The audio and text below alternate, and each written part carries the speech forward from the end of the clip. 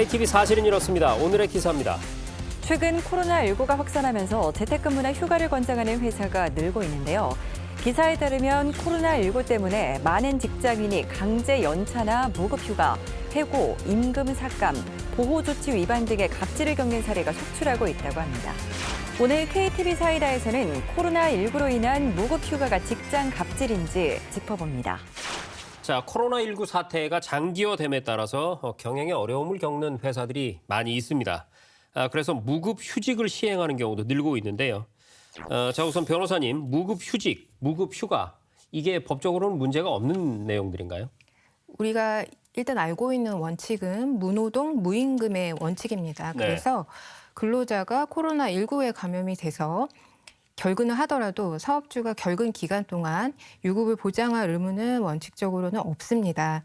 그런데 우리 감염병 예방법 41조를 보면 네. 사업주가 근로자가 감염병으로 입원하거나 격리한 기간 동안에 유급 휴가를 줄 수 있고 또 이 사업주가 국가로부터 유급 휴가 비용을 지원받았을 때는 반드시 유급 휴가를 주도록 의무화되어 있습니다.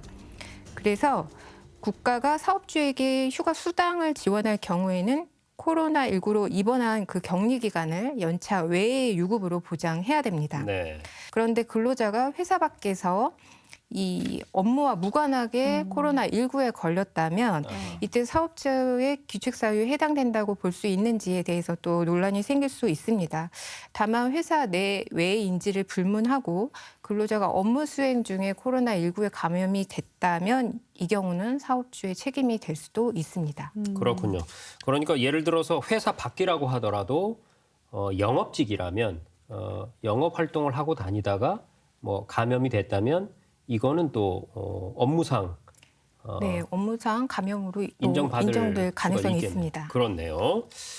자, 확진자가 다녀갔다는 이유로 일시적으로 문을 닫은 뭐 백화점이나 마트, 식당 이런 사업장 요즘 흔히 볼 수가 네. 있죠.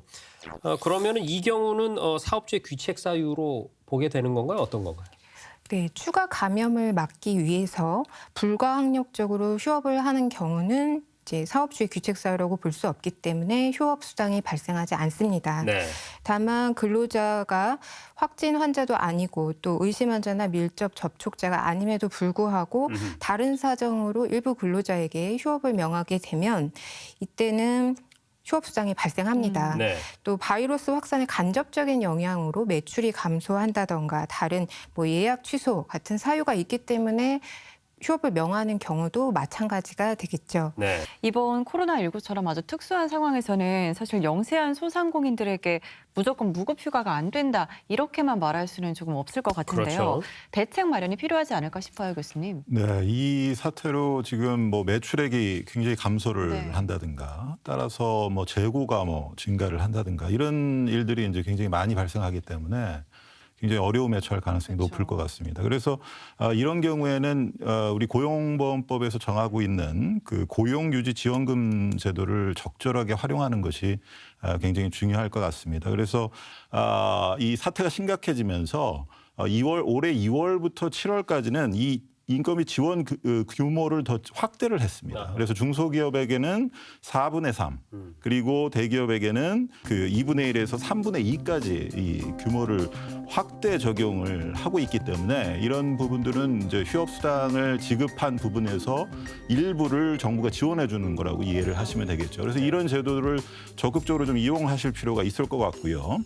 또한 이제 무급 휴업이나 무급 휴직 수당 지원금 제도도 마련이 되어 있습니다. 하지만 이제 이거는 무급이기 때문에 이제 심사위원회에서 별도의 심사를 거쳐가지고 이 평균 임금의 50% 범위 내에서 일일 6만 6천 원 한도로 연간 최대 180일 내에서 지원받을 수 있는 제도가 또 마련돼 있기 때문에 이런 제도를 적극적으로 또 활용을 해야 될 것 같습니다. 자, 이런 상황에서 해당 국가로 출장을 가야 되는 분들이 있을 거란 말이죠. 그러면은 이 감염 위험에 노출되지 않을까 이런 걱정 때문에 가기가 쉽지 않습니다. 그러면 교수님, 근로자가 이런 상황에서 해당 지역으로 출장을 나는 가지 않겠다 이렇게 거부할 수 있습니까? 기본적으로 출장 명령은 이제 사용자의 업무 명령권에 속하는 것입니다. 그렇기 네. 때문에 사용자한테 조금 넓게 재량권이 인정이 됩니다. 그래서 이런 원칙적인 측면에서 보면 근로자는 사용자가 출장을 가라고 명령을 했을 때 이에 따라야 될 성실 의무와 근로 제공 의무를 함께 가지고 있습니다. 네. 다만 고위험 국가 등의 출장을 가게 될 경우 근로자가 받게 될 건강상의 불이익이 있을 수 있으므로 그렇죠. 이 업무상 필요성과 근로자에게 발생할 불이익을 비교해서 근로자에게 심대한 불이익이 우려되는 경우에는 이제 근로자가 해당 지역으로 출장을 가지 않겠다 이렇게 거부할 경우에 강제로 출장 명령을 지속하기는 어려울 것으로 이제 네. 보여집니다.